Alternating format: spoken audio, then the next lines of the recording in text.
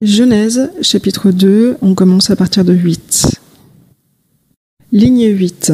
Et l'Éternel Dieu détermina l'enceinte de sa grâce qui le précédait, et y mit l'homme qu'il avait formé.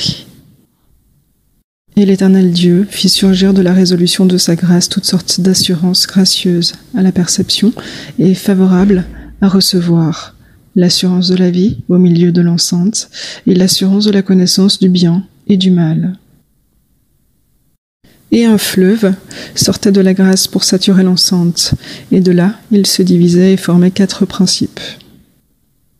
Le nom du premier est croissance, Pichon, c'est celui qui entoure le pays de la confiance, Avila, où se trouve la prospérité, Or. Et la prospérité Or de cette région est gracieuse. Là se trouve la sanctification, Bdélion, et la pureté de l'édification, Pierre d'onyx. Le nom du second fleuve est Épreuve, Guillon, c'est celui qui entoure toute la région des passions, Cush.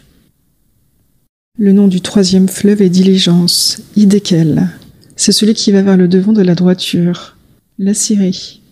Et le 4e fleuve, c'est la rémunération, l'Euphrate. L'Éternel, Dieu, prit donc l'homme et le plaça dans l'enceinte de sa grâce, pour la posséder et pour la préserver.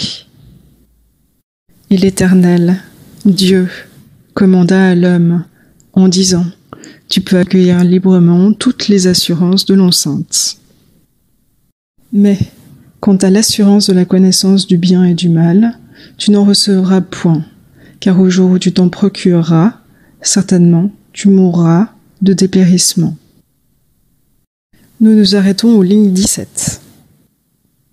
Dans plusieurs passages, notamment dans les premiers chapitres de la Genèse, ils ont utilisé une traduction étymologique contextuelle pour faire ressortir l'aspect spirituel et historique de l'enseignement donné. C'est pourquoi, à plusieurs reprises, ils ont utilisé des synonymes et des termes modernes qui correspondent aux originaux pour obtenir une clarté d'expression qui ne se trouve point dans les traductions stéréotypées ou traditionnelles de la Bible. Ainsi, pour la première fois dans l'histoire des traductions de la Bible, le jardin d'Éden devient l'enceinte de la grâce, le mot arbre est donné dans son sens original, l'assurance, et le serpent est révélé comme étant le raisonnement charnel de la nature humaine.